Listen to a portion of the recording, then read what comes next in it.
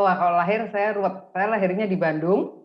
Nah, Oke. kemudian besarnya antara Pontianak dan Solo, akhirnya paling lama tinggal di Solo. Jadi kalau saya ditanya, biasanya saya tanya saya dari Solo supaya lebih mudah. Kata aku dan saya deh Pak, itu Iya. menarik sekali. Pergeseran itu suatu hal yang wajar. Kita itu tidak berhenti dengan membina saja sampai orang itu lebih baik, tetapi seharusnya sampai orang itu bisa membina orang lain gitu. Kalau misalnya kita melakukan fostering dan empowering ini dengan hati, dengan kasih, dengan semangat melayani, Ya. rasanya akan hasilnya akan dampaknya luar biasa itu.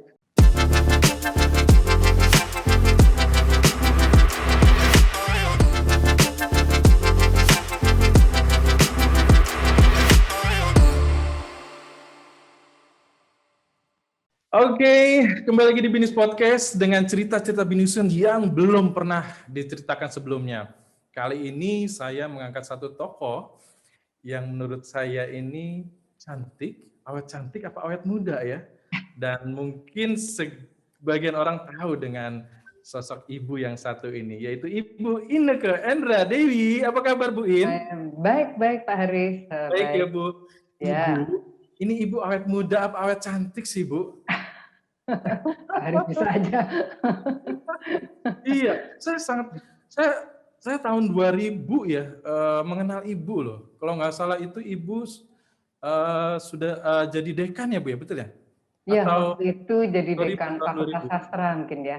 Fakultas Sastra ya Bu ya, Iya, betul. nyebutnya. Nah, itu saya sudah ngeliat Ibu salah satu sosok di BINUS yang terkenal dengan IT, tapi ada perempuannya gitu ya di jajaran pimpinan ya.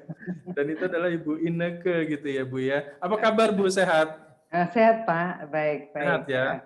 Ya. Alhamdulillah ya Bu ya, sehat. Dan gimana Bu di masa pandemi ini, apakah situasinya menakutkan atau menurut Ibu ini sesuatu yang menjadi tantangan di era sekarang ini gitu Ibu? Gimana Bu menurut Ibu? Ya, di pandemi ini menurut saya ya memang sesuatu yang sudah terjadi ya, tinggal kita menghadapinya seperti apa gitu. Nah, memang saat ini saya udah di default untuk work from home, ya. Tetapi ya enjoy aja gitu. Jadi work from home itu Enggak juga bosan Bu? menyenangkan. Enggak sih. Biasanya setiap hari ketemu banyak orang. Enggak bosan juga, karena memang kelihatannya di BINUS ini baik work from home maupun work from office itu sama sibuknya Pak. Jadi biasanya malah jam kerjanya lebih berantakan karena bangun tidur langsung ngelihat komputer, mungkin jam selesai jam kerja juga masih ada di komputer. Jadi rasanya karena waktu pulangnya cuma tinggal turun tangga doang, ini kan saya di loteng kemudian turun tangga, jadi malah lebih paralel ya Bu ya? Iya. Yang biasanya nggak pernah paralel 2 meeting jadi paralel ya Bu ya? Iya, jadi paralel. Nah itu jadi ya mungkin Oke. keuntungannya kalau misalnya kita mengundang meeting orang banyak, itu nggak usah repot cari ruangan gitu, jadi lebih efektifnya itu sih Pak. Benar. Tapi Ibu bahagia ya Bu ya dengan kondisi sekarang ya? Selalu, iya. Orang kata mesti bahagia. Iya, betul. Ibu ini sebenarnya adalah komitmen terhadap dunia pendidikan ini luar biasa loh. Beliau dari tahun 81 mungkin mendedikasikan dirinya untuk pendidikan ya. Udah berapa lama sih Bu Ibu di dunia pendidikan Bu? Ya, sebenarnya saya tuh mulai karir saya di dunia pendidikan itu tahun 77. Oh, 77. Wow. Ya, waktu itu saya selesai kuliah di Satya Wacana, mendapatkan sarjana muda, Bachelor of Arts zaman dulu ya. Nah, bersama dengan itu kan papa saya pensiun. Nah, saya pikir daripada saya langsung tingkat doktoral itu mendapatkan gelar doktoranda gitu ya. Tapi saya kerja dulu.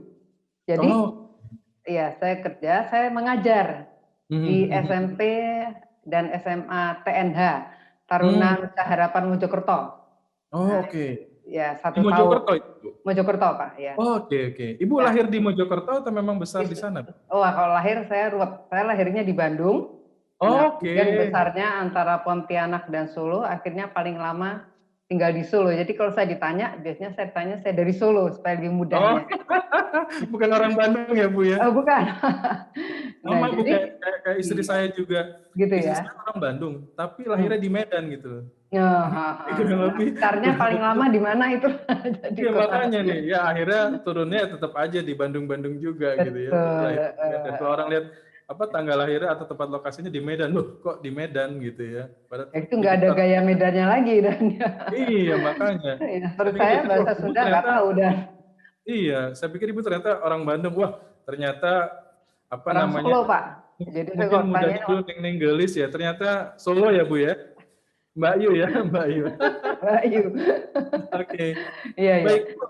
Menarik Bu sebenarnya kalau dilihat dari apa latar belakang pendidikan Ibu ya. Ini ada STH ya Bu ya atau Ya. M.Hum ya Bu. Sebenarnya latar belakang Ibu ini pendidikannya apa ya Bu ya? Atau memang Iya Ibu iya. masuk dalam dunia pendidikan seperti apa sih Iya Bu? Mungkin iya. belum paham betul tentang gelar ini gitu ya. Ya. Nah, jadi tadi saya kan mengajar di SMP dan SMA TNH itu selama Ya, setahun di Mojokerto. Nah, ya, kemudian di Mojokerto setahun saya balik ke Satya Wacana, ya, meneruskan kuliah saya program doktoral untuk mendapatkan doktoranda itu. Nah, setelah lulus saya ke Jakarta. Kemudian saya ya, bekerja di kantor di Pertamina, kemudian di salah satu anak perusahaan Astra waktu itu ya. Nah, ya. tahun 1981 saya diberi informasi bahwa almarhum Ibu Widya, rektor pertama BINUS, itu membuka Mhm. sekolah komputer.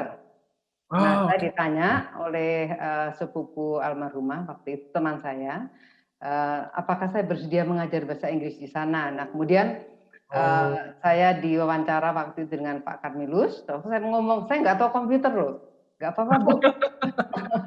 Nanti hubungannya Bu ya sama ibu-ibu ya Bu ya? iya.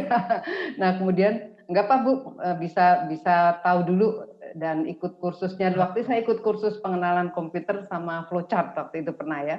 Nah, Oh, oke. jadi saya waktu itu pagi kerja kantor, sore Mhm. mengajar di ATK waktu itu, Akademi Teknik Oh, iya, iya, Komputer iya, itu ya. Waktu tahun iya, 81 kan mulai jadi ATK. Nah, iya, iya. kemudian juga mengajar di kursus lainnya gitu ya. Nah, setelah mengajar kira-kira 4 tahun, setelah bekerja di kantor Mhm, mhm, kira-kira 4 tahun ya, mhm. lama-kelamaan saya merasa kok mengajar sama kerja kantor saya lebih suka mengajar. Oh, oke. Ya, jadi panggilan untuk menjadi pendidik Mhm, itu lebih kuat daripada pekerjaan di kantor. mhm. Akhirnya saya Iya, iya. melepaskan pekerjaan di kantor, kemudian saya sempat juga setelah itu mengajar di Akademi Bahasa Asing Borobudur dan Atmajaya. Oke. Nah, kemudian di kursus ILP International Language Program. Nah, Mhm, tahun 96 ketika BINUS menjadi universitas mhm. dan membuka Fakultas Sastra, saya diminta oleh almarhum Ibu Widya untuk menjadi full time untuk Mmm, memimpin Fakultas Sastra. oke. Nah, jadi itulah sampai sekarang saya masih di BINUS menjadi Iya, full time gitu Bu, ya. waktu Ibu, masih bekerja dan mengajar juga ya, Bu, ya. Ya, Akhirnya Ibu memutuskan, ya udah saya full, melepaskan profesi di industrinya, itu kapan, Bu? itu tahun 80, jadi Ya 81, setelah Ibu tadi terpanggil ya, 84 bahwa ya, pendidikan 84, kok lebih 85 ya. oh oke, terpanggil pendidikan lebih lebih lebih Lebih membuat Ibu lebih lebih nyaman, membuat happy lah gitu. lebih happy gitu ya, Bu, ya? Betul betul betul. Oke. Karena kan kita berinteraksi dengan murid ya, itu kan hidup, sesuatu yang hidup gitu.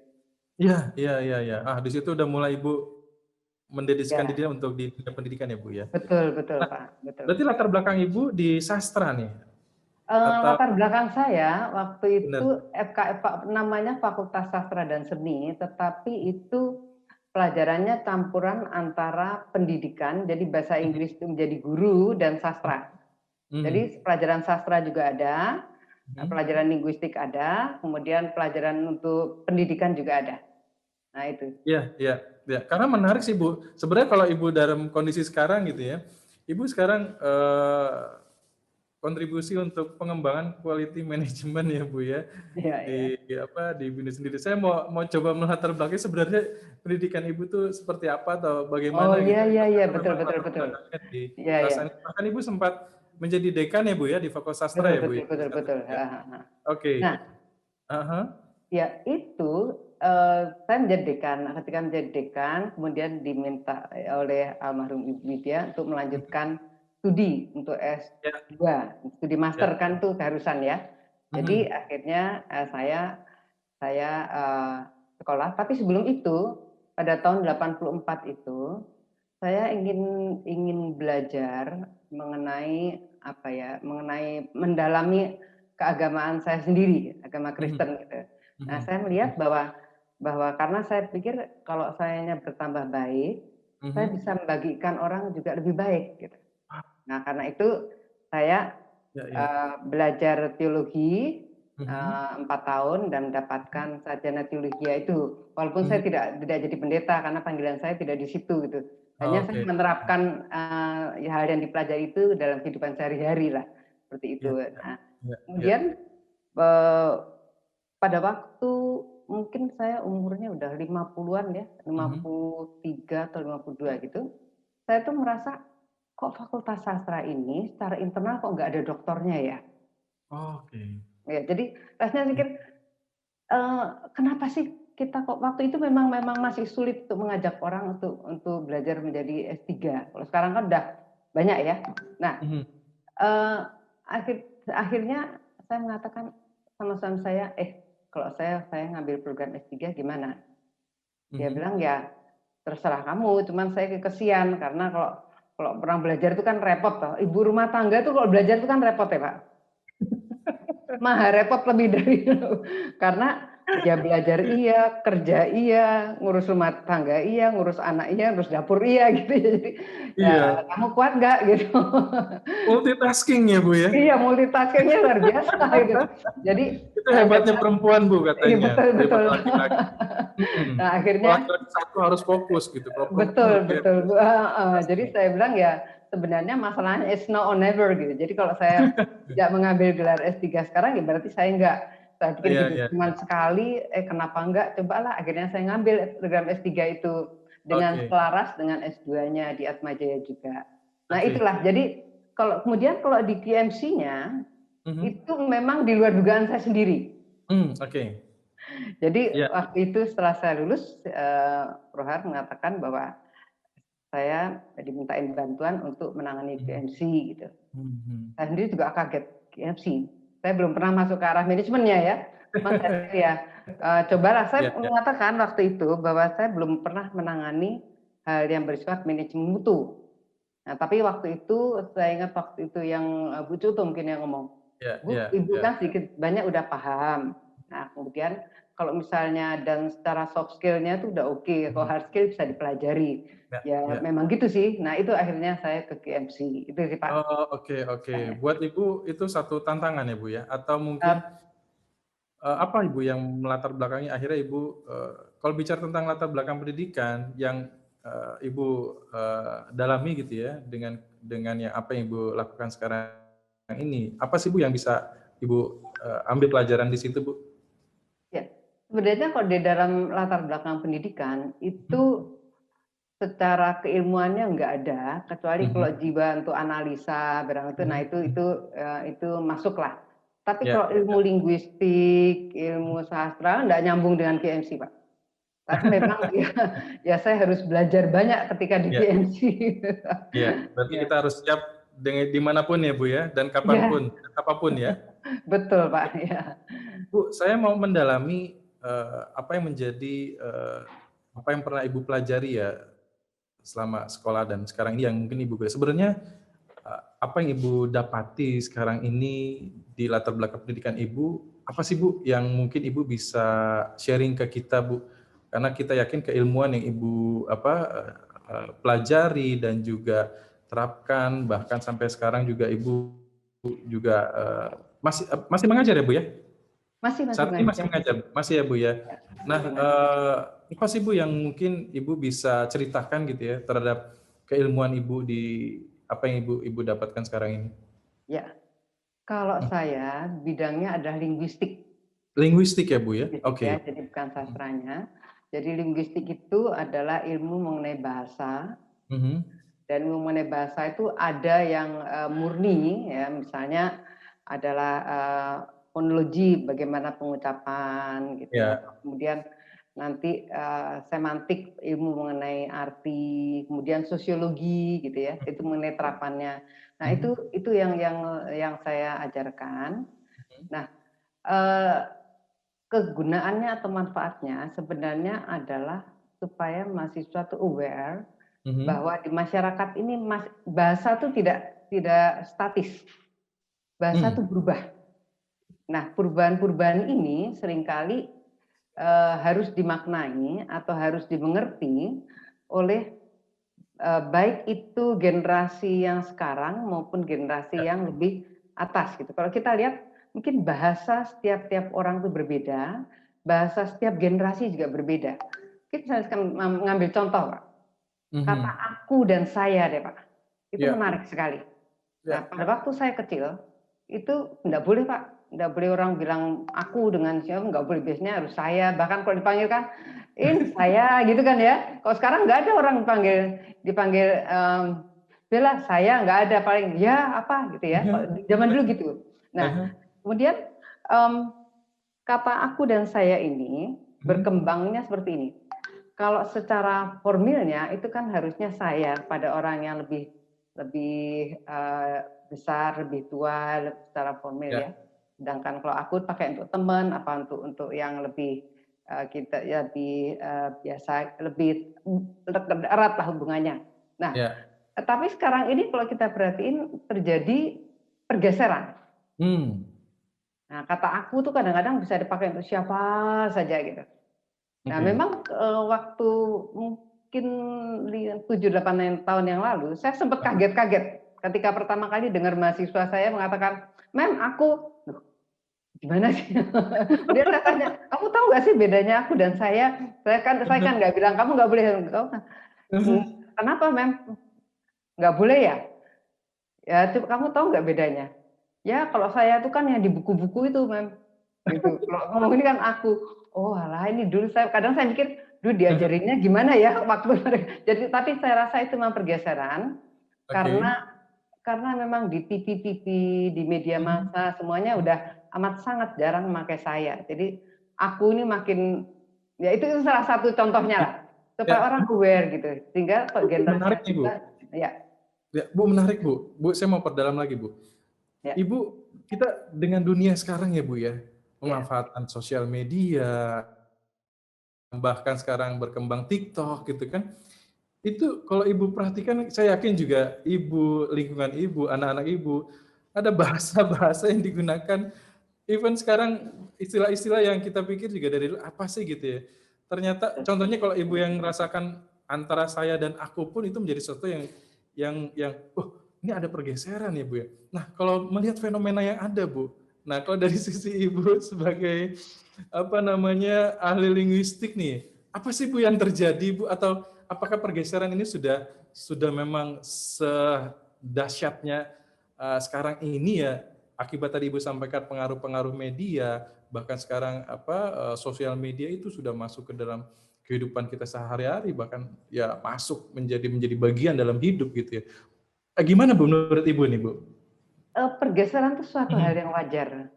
Oke. Wajar gitu. Kalau kita mungkin Pak Haris waktu SD pernah nggak baca, diminta suruh baca buku Siti Nurbaya kayak gitu zaman dulu ya. Kalau kita baca buku itu kan bahasanya kan lain gitu. Iya, benar-benar. Benar ya. Nah itu jadi memang pergeseran itu suatu hal yang wajar. Nah tinggal orang yang harus sadar bahwa memang ada pergeseran. Rasanya sih nggak hanya di situ ya, sikap dalam berbahasa dan semuanya itu rasanya itu suatu hal yang wajar, Pak, pergeseran. Bahkan sekarang ini kalau misalnya generasi yang mungkin seangkatan saya, mungkin nggak begitu ngerti itu bahasa anak-anak muda. Oke. Iya kan, bahasa anaknya apa itu, apa sih ini, tanya kok nggak tanya apa. Jadi memang ya perlu karena kita masih hidup bergaul dengan anak muda ya otomatis juga harus tahu juga kira-kira bahasa mereka apa. Ya paling banter kalau nggak tahu ya tanya gitu. Iya. Jadi sekarang artinya dari sisi linguistik pun juga ada nggak sih, Bu, di linguistik yang dia memang ada perubahan-perubahan dari sistem pembelajarannya, bahkan juga ada perombakan dari sisi bahwa linguistik yang sekarang beda loh, anak-anak sekarang begini gitu loh. Menurut Ibu dalam hal ini ya, yang Ibu pahami Ya, ya, atau Ibu terlibat dalam bagaimana mengembangkan ilmu linguistik ini ya, ya. di depan nanti gitu ya Bu ya? Betul, betul, betul. Mhm. Nah, memang ya sekarang ini kan zamannya milenial, Ya. zamannya komputer, Mhm. internet, kemudian ada media-media sosial. Nah, Ya. sekarang memang yang kita dorong ke anak-anak adalah cobalah meneliti dari hal-hal yang bersumber dari media sosial. Jadi supaya Ya. up to date gitu, Ya. nggak cuman perbedaan bahasa perempuan dan bahasa laki-laki di kelas itu kan udah kuno ya. Nah sekarang ini Ya. kan yang komunikasinya lebih erat seperti itu. Sampai itu sekarang ada banyak cabang ilmu linguistik Ya. yang memang mengarahkan ke bahasa yang dipakai zaman sekarang. Namanya Mhm. cyber pragmatics. Nah Oh, itu cyber cyber pragmatis. Oke, oke. pragmatik ya, Ya, oke. ya. Cyber pragmatik itu juga ilmu yang melihat bahasa-bahasa anak, bagaimana anak mencerminkan, merepresentasikan dirinya Mhm. di dalam sosial media. Nah Hmm, itu oke. dari itu kan dari bahasa-bahasa yang dipakai kita bisa tahu oh anak itu seperti ini, anak itu seperti ini. Nah kira-kira kembangannya seperti itu kok di Termasuk ini enggak Bu, termasuk perubahan artinya gini, listik itu tidak hanya teks tetapi juga visual Bu, betul, betul? visual. Biasanya visual dihubungkan dengan teks juga sih nantinya. Visual juga iya. Oke, oke. Saya cerita sedikit gini Bu, kebetulan saya juga mendalami tentang dunia digital ya, terutama untuk dunia digital marketing itu sendiri gitu ya Bu ya. Iya, Saya iya. melihat begini, tren yang ada, yang terjadi terutama di sosial media gitu ya Bu ya, bahwa tren sekarang ini kalau saya perhatikan gitu ya, beberapa tahun belakangan ini, orang sudah mulai jenuh dengan yang namanya caption kalau menurut saya Bu ya. Kalau kita posting di Facebook atau Instagram gitu ya, orang sudah mulai bingung kata-katanya, apalagi nih yang mesti saya buat gitu ya. Bahkan Iya, iya. sampai akhirnya mungkin karena udah saking banyak fotonya, ditulis aja tuh di dalam captionnya no caption Bu, gitu ya. Saya pikir ini menjadi salah satu, wah ternyata mungkin trennya sudah berbeda ya, bahwa caption itu bukan menjadi salah satu hal yang yang ya orang udah mulai bingung, pusing atau kenapa sih saya harus memikirkan caption. Nah akhirnya Bu, tren yang sekarang ini berkembang itu adalah TikTok Bu. Nah Ya, TikTok betul. itu nggak bicara tentang caption loh Bu, Betul, betul. bicaranya adalah creativity. Jadi kalau Ibu Betul, betul. perhatikan di TikTok itu adalah bahwa tidak ada lagi caption, yang ada adalah kreativitas, ada goyangan ya, ada sesuatu yang disampaikan secara visual gitu ya. Betul, betul. Bahkan dia melakukan apapun di TikTok itu menjadi menarik gitu ya. Bahkan dia berbicara pun dengan bahasa yang tadi Ibu sampaikan juga, perubahan-perubahan bahasa itu menjadi kita, oh ini menjadi menarik ya. Yang sebelumnya orang di caption itu tidak terbayang bahwa ini menarik atau tidak gitu ya. Makanya pusing untuk membuat caption itu. Dan orang sekarang lebih mudah, lebih baik saya depan kamera, saya goyang-goyang, saya ngomong sesuatu, dan ini menjadi sesuatu yang menarik. Nah, perubahan linguistik itu yang tadi saya arahkan ke Ibu itu akan bergerak ke sana atau mungkin Ibu melihat fenomena ini, wah ini menjadi linguistik yang kita harus perhatikan ke depan gitu Ibu. Ya, betul. Itu Hmm. sebenarnya termasuk arena pragmatik karena pragmatik itu adalah mengartikan sebenarnya maksud pembicara itu ingin ngomong apa sih.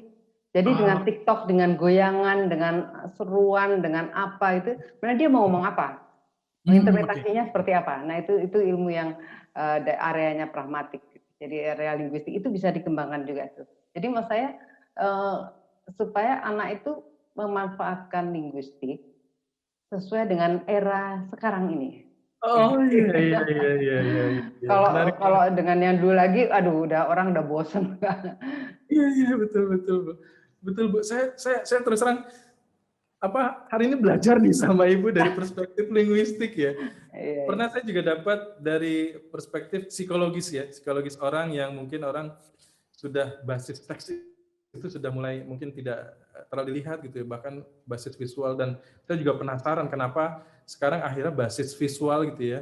Artinya untuk bangun engagement, konten atau format pesan itu lebih engage itu yang berbentuknya visual gitu ya. Nah, apakah Betul, betul. ini juga menjadi salah satu hal yang kita harus perhatikan gitu ketika kita ingin berkomunikasi. Visual itu lebih menarik. Nah, bicara tentang linguistik yang tadi Ibu saya sampaikan, saya lebih terbuka lagi nih Bu. Mungkin audiens juga lebih terbuka lagi. Oh, ternyata linguistik sekarang yang kita kaitkan dengan fenomena yang ada, bagaimana itu menyampaikan tadi dengan pendekatan cyber pragmatis ya Bu ya? Betul, betul. Betul ya Bu ya? Cyber pragmatik. Menarik Bu. Bu, kalau bicara tentang kontribusi ya Bu ya, secara pribadi apa sih Bu yang ingin coba Ibu mungkin ada yang Ibu mimpikan gitu ya terhadap perkembangan keilmuan ya bicara tentang keilmuan yang Ibu sekarang ini ada gitu ya. Apa sih Bu yang bisa di-share ke kita Bu? Keilmuan ya. Ya. Hmm. Kalau keilmuan ya impian saya tuh sebenarnya sederhana, bahwa mahasiswa bisa memanfaatkan linguistik ini untuk kehidupan sehari-hari. Jadi bisa mengerti orang lain lebih dalam gitu. Jadi misalnya ada orang kata TikTok itu dia harus lihat tuh persisnya. Orang ini sebenarnya kenapa sih seperti itu? Jadi dia lebih bisa mencoba untuk mengerti satu dengan yang lain gitu. Jadi perbedaan bahasa, perbedaan gaya apapun gitu. Jadi mencoba memahami orang lain lebih dalam ya, dengan menerapkan linguistik ini. Seperti itu sih. Oke. Jadi mungkin dengan gayanya, dengan budaya juga masuk juga ya. Budaya orang kan lain-lain tuh. Nah, itu juga bisa mengerti budaya satu dengan yang lainnya. Jadi akan memperlancar hubungan satu dengan lainnya lah. Belajar hubungan komunikasi satu dengan yang lainnya gitu sih Pak. Oke. Kalau kondisi sekarang Bu, justru mungkin apakah Ibu melihat masyarakat sekarang dengan kondisi yang ada, apakah itu dalam kondisi ternyata linguistik ini belum maksimal digunakan atau seperti apa Bu? Kalau menurut Ibu ya? Kalau Ibu tadi kan punya mimpi nih ceritanya kan bahwa betul. jadikan linguistik ini sebagai bahasa komunikasi universal untuk bisa satu sama lain bisa saling memahami gitu ya. Jadi salah satunya adalah bahwa kalau kita mendengar ucapan seseorang, itu kan kita harus tahu sebenarnya message yang mau disampaikan itu apa sih? Itu yang dicermati tadi. Message-nya apa? Mungkin gayanya bisa macam-macam, mungkin bahasanya macam-macam, tapi message intinya itu apa? Nah, salah satunya adalah bahwa kita harus melihat konteksnya. Iya. Nah, itu konteks itu seringkali orang bukan nggak peduli ya, seringkali tidak tergali gitu. Jadi apalagi kalau ngelihat berita kan cuma lihat judulnya doang, kemudian komen, judulnya doang komen, gitu ya Pak ya. Jadi sebenarnya betul, ceritanya itu apa sebenarnya nggak penting. Yang penting judulnya apa gitu. Memang lesson learned-nya adalah kalau bikin berita mendingan judulnya menarik, isinya jadi mungkin isinya orang nggak peduli gitu. Ya ada yang gitu, ada yang juga benar gitu ya. Nah, tapi itu satu hal yang penting. Jadi apalagi nanti misalnya mengambil salah satu ucapannya aja langsung grup di kalau orang sekarang tuh bilang diperbesar ya, itu jadi berantakan semuanya gitu. Jadi message yang seharusnya akan disampaikan itu nggak nyampe. Karena tidak melihat konteksnya dengan benar. Itu sih. Itu salah satunya. Salah satunya ya Bu ya. Wah, ini menjadi menarik ya Bu ya, karena saya juga wawasan jadi nambah nih gitu ya, bahwa dengan fenomena yang ada, ternyata keilmuan linguistik itu bisa memberikan peran bagaimana akhirnya bisa berkomunikasi dengan baik kepada sesama gitu ya Bu ya. Betul. Bu, tadi kan Ibu punya mimpi ya. Apakah itu menjadi salah satu penerjemahan empowering Bu untuk memberikan dampak buat masyarakat itu sendiri? Atau Ibu punya pandangan tentang empowering, bagaimana keilmuan Ibu bisa memberikan dampak buat orang banyak Bu? Iya. Nah, empowering, saya melihat empowering itu suatu, kita kan fostering and empowering ya. Nah, sebenarnya empowering itu tidak bisa dipisahkan dari fostering. Ya, karena Fostering itu kan berarti membina, mengembangkan, mendidik supaya orang menjadi lebih baik. Ya. Ya, itu memang tugas, sebenarnya bukan tugas dosen, tugas institusi pendidikan, sebenarnya tugas kita semuanya lah. Ya. Mendidik, membina Ya. orang lain itu tugas kita. Nah, Ya. Kemudian empowering itu tingkatan yang lebih tinggi dari fostering. Ya. Kalau fostering itu kita mendidik orang lain Ya. supaya orang lain itu lebih baik lah. Kalau saya ingat kalau misalnya orang yang harusnya levelnya D ya bisa jadi C gitu loh. Karena kan memang kalau memang kemampuan orang itu katakan di bidang matematik itu udah C aja setengah mati itu ya, tapi enggak lewat dari D jadi C, yang C jadi B, yang B jadi A, itu paling sedikit lah. Yang A jadi luar biasa gitu, jadi juara. Nah, dari mas saya itu adalah tingkat fostering. Jadi kita mendidik, membina orang lain, siapapun itu, baik mahasiswa maupun masyarakat, supaya mereka lebih baik. Itu masih tingkat fostering. Namun empowering itu tingkatan yang lebih tinggi. Ya, kalau pernah baca buku 8 Habits, kebiasaan ke-8 itu ya, itu merupakan tingkat keagungan. Nah, itulah seperti itu. Nah, empowering ini sebenarnya merupakan apa ya? Pemberdayaan, tapi maknanya adalah gini, yang saya pahami ya. Bahwa kita itu tidak berhenti dengan membina saja sampai orang itu lebih baik, tetapi seharusnya sampai orang itu bisa membina orang lain gitu. Jadi pemahaman saya empowering seperti itu. Jadi tidak hanya kalau kita pengabdian masyarakat, nah itu udah empowering, rasanya sih belum.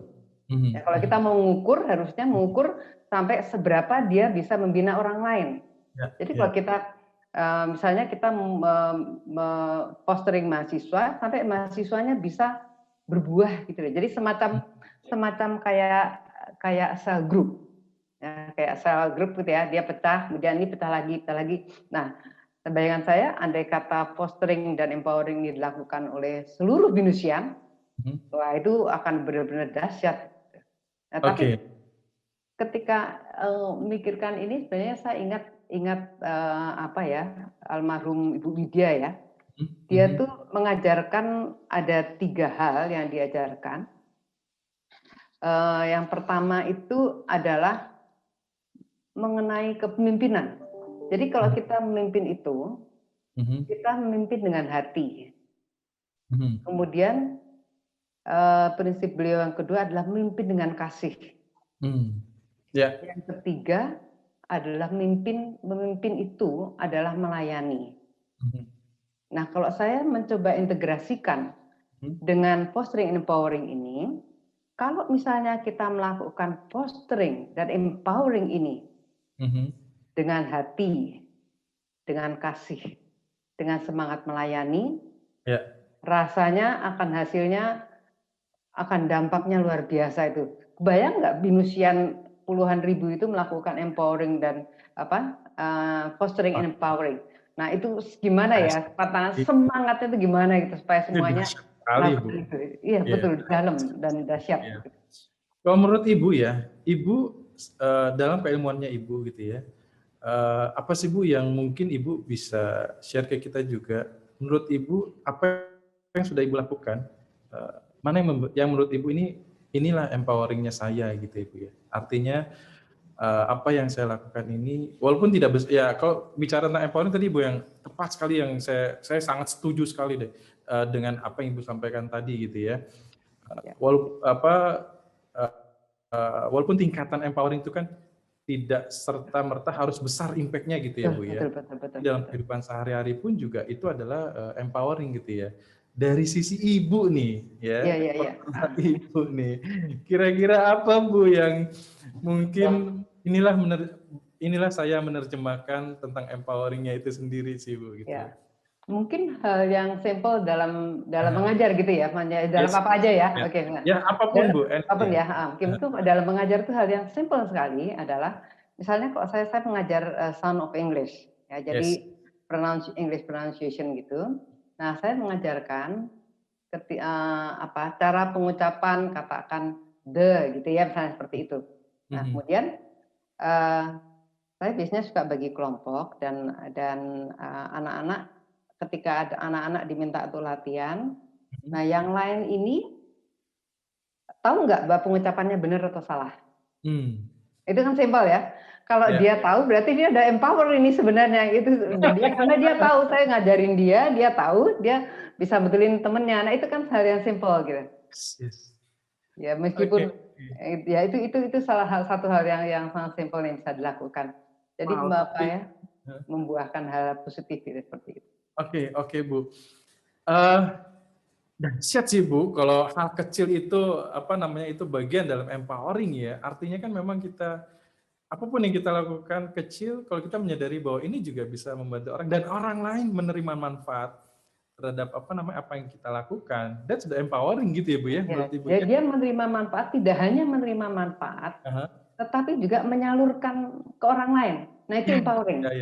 Betul, kalau baru menerima manfaat, kalau dalam pengertian saya ya, itu masih fostering. Oke. Jadi saya mengajar, dia mendapatkan manfaat itu masih fostering. Tapi empowering, pengertian saya adalah bahwa dia bisa kalau kita mengatakan mengembangkan atau men-sharingkan apa yang dia pelajari ke orang lain. Nah, itu bayangan saya itulah empowering. Jadi di sehari-hari mestinya banyak ya. Iya. Tapi bayangan saya semangat fostering empowering itu yang perlu kita punya. Harus ya Bu ya. Ya, apalagi betul. Dengan kondisi sekarang ini, kita tahu bangsa Indonesia ini pun juga sedang mengalami fenomena atau musibah yang kita juga sama-sama tahu dengan COVID-19 itu sendiri ya Bu ya. Betul. Jadi bagaimana harusnya peran empoweringnya kita sebagai individu juga bisa memberikan kontribusi terhadap atau bisa membantu itu ya Bu ya. Betul. Itu juga banyak yang dilakukan ya Bu ya. Banyak. Yang penting tuh kadang-kadang bukan teorinya, tapi semangat sama jiwanya itu. Nah, jiwanya punya jiwa. Jadi saya memahami fostering sama empowering ini sebagai satu filosofi lah sebenarnya. Ya, bukan hanya diobrolkan dengan kata-kata, tapi harusnya semangat sama jiwa. Nah, kalau itu udah orang bisa mencapai jiwa itu, yang lainnya oke pasti. Oke. Bu, saya sebenarnya ingin mau nanya sebenarnya moto hidup Ibu apa gitu ya. Cuma saya mau nanya Bapak mundur sedikit Bu. Ada nggak Bu kilas balik Ibu yang akhirnya Ibu ada satu titik di mana ini adalah kilas balik hidup saya selama saya hidup gitu ya, terutama mungkin di dalam apa yang Ibu lakukan hingga saat ini Bu. Iya. Wah, pertanyaannya agak sulit nih, tapi saya mencoba untuk berpikir ya. Jadi apa yang membuat saya seperti ini? Kira-kira gitu ya Pak ya? Betul Bu.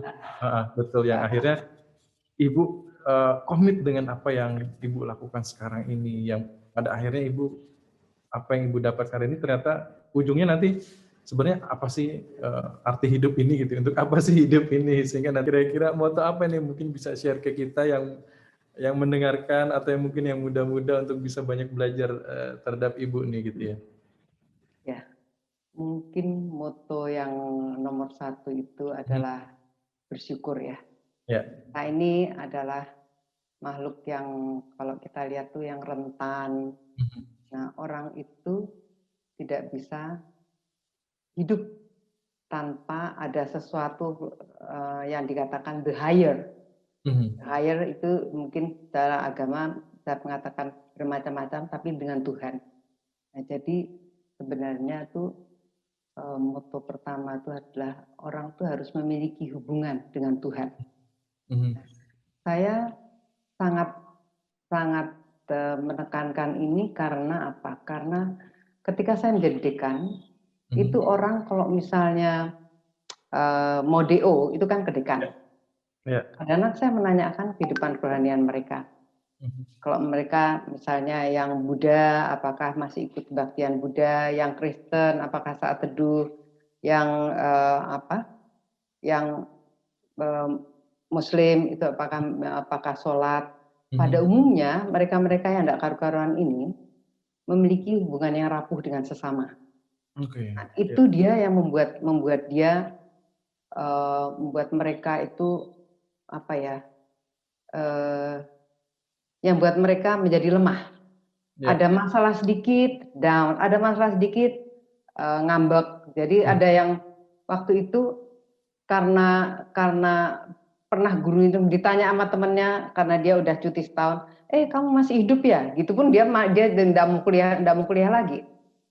Ada lagi yang karena ketentok sama dosennya satu, kemudian nggak mau kuliah lagi. Jadi dasar orang itu sebenarnya hubungan dia dengan Tuhan itu akan menentukan hubungannya dan sesama. Nah, jadi memang banyak hal yang membuat bahwa dalam hidup ini manusia itu lemah ya. Kita harus memiliki hidup yang hubungan dasar dengan Tuhan itu harus kuat gitu ya, walaupun banyak tantangan, tapi itu adalah utama. Dan yang kedua memang itu harus dan hubungan dan Tuhan itu mendasari semuanya sebenarnya, mendasari hati kita juga sih. Kemudian juga mendasari juga apakah kita bisa bersyukur dengan keadaan yang ada, gitu ya. Nah itu juga sangat menentukan. Kenapa itu? Kalau kita memiliki hubungan Tuhan dengan baik, kemudian kita memiliki rasa bersyukur, maka kita tuh punya ketenangan gitu. Hati kita damai. Nah kalau kita damai, kita bisa kerja. Kalau hati kita penuh kemarahan, penuh kebencian, itu tuh rasanya nggak bisa konsen deh, mau apapun juga nggak bisa. Dan butuh tenaga juga ya Bu ya, harus seperti itu. Dapatnya luar biasa ya. Iya, kelihatannya itu intinya sih. Mungkin prinsip-prinsip yang lain misalnya lakukan yang terbaik, itu prinsip penerapan ya, karena kita melakukan terbaik karena itu ungkapan syukur kita pada Tuhan gitu. Jadi bahkan bekerja ini pun sebenarnya merupakan satu ibadah kita, satu pelayanan kita. Nah, kalau kita memiliki hal yang demikian, rasanya kita akan bekerja, gak usah diawasin lah. Ya, kita akan harus melakukan semaksimal mungkin gitu. Jadi karena kita punya pengawas yang lebih tinggi, tapi bukan karena diawasin, tapi karena itu ungkapan syukur kita gitu. Jadi apapun yang kita terima, kita bersyukur gitu. Nah itu akan batin kita tuh menentukan action kita lah, seperti itu kira-kira. Oke. Bu, terakhir dari saya Bu, saya sangat mungkin karena kita hampir setiap hari ketemu Ibu, apalagi sebelum masa pandemi gitu ya Bu, semangat Ibu ini kalau kita diskusi atau nggak kita ketemu ngobrol itu sampai sekarang Bu, itu tetap terjaga Bu gitu ya. Bahkan saya mungkin melihat Ibu ini sekarang megang yang mungkin unit yang saya pikir ini luar biasa Bu, menjaga kualitas gitu kan, ataunya mengontrol atau apapun yang kaitannya supaya kita bisa memberikan yang terbaik gitu ya, terutama untuk para stakeholder-nya kita ya Bu. Bu, rahasianya apa sih Bu? Kadang-kadang kita yang muda-muda juga, aduh apalagi ya, aduh ini lagi sesuatu yang baru gitu. Nah Ibu masih punya semangat gitu ya untuk bisa menghal itu. Apa Bu kira-kira rahasia terakhir Bu sebagai penutup kita? Baik. Ya memang kembali rahasianya tuh dia hanya satu kata kunci sih. Kita tuh seperti saya ingin QMC itu seperti apa sih? Nah itu yang kita kejar. Mungkin kalau misalnya pakai bahasa sainsnya visi. Jadi kita pengen unit kita tuh seperti apa sih? Nah itulah yang kita kejar, itu yang membuat kita semangat gitu. Nah tetapi memang terus terang aja semangat itu tidak akan kita tidak kuat menjaga semangat itu, tidak kuat. Saya semangat nih kalau misalnya nggak ada yang di belakang saya nggak kuat. Jadi sekarang ini ada Pak Kun, ada Pak Har gitu ya. Jadi setiap pimpinan itu selalu punya tembok di belakangnya. Jadi kalau mentok tuh saya harus konsultasi ke siapa. Nah itu yang menjaga semangat. Tapi kalau semangat dari diri sendiri, dari apa yang ingin kita capai, ya tetapi di samping semangat dari diri sendiri, kita harus punya tembok.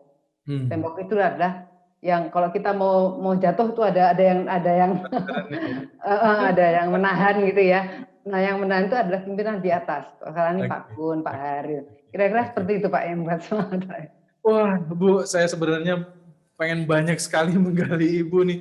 Karena terus terang cerita-cerita ini saya nggak bisa dapat Bu kalau di kantor atau kita lagi apalagi dalam konteks kerja gitu ya. Selalu bicaranya konteksnya kerja, tapi kita nggak bicara tentang pribadi. Termasuk tadi yang di awal kita bicara tentang linguistik, saya juga baru terbuka nih. Ternyata apa yang kita alami sekarang ini dari perspektif linguistik ini jadi menarik dan akhirnya wah benar juga ya gitu ya. Bu, saya yakin apa yang Ibu sampaikan tadi itu bisa bermanfaat buat audiens di Binus Podcast, Bu, dengan cerita-ceritanya Ibu, dan tentunya memberikan inspirasi nih, Bu, buat kita semua, Bu. Sebagai akhir kata, tetap sehat, Bu. Ya, bahagia terus kata orang gitu ya, Bu, supaya kita bisa menjalani hidup ini dengan baik, walaupun situasi di luar ini ya menegangkan, naik turun gitu ya, Bu. Tapi ya, tadi yang Ibu sampaikan ketika kita bicara tentang positive thinking, saya kira itu bisa terlewat ya Bu ya. Bu, kapan-kapan kita bikin part 2 ya Bu ya. Ngobrol lebih dalam lagi ya Bu ya. Kayaknya seru banget nih kalau menggali. Ya, terima kasih Pak Aris. Perspektif personal Ibu nih gitu ya. Baik kalau gitu terima kasih Bu. Baik, Sampai terima ketemu kasih lagi. Pak Aris. Ya, terima kasih. Atas waktunya. Mudah-mudahan Ibu dan keluarga selalu dalam dengan Tuhan. Terima kasih. Terima kasih. Sampai ketemu lagi Bu. Ya, mari.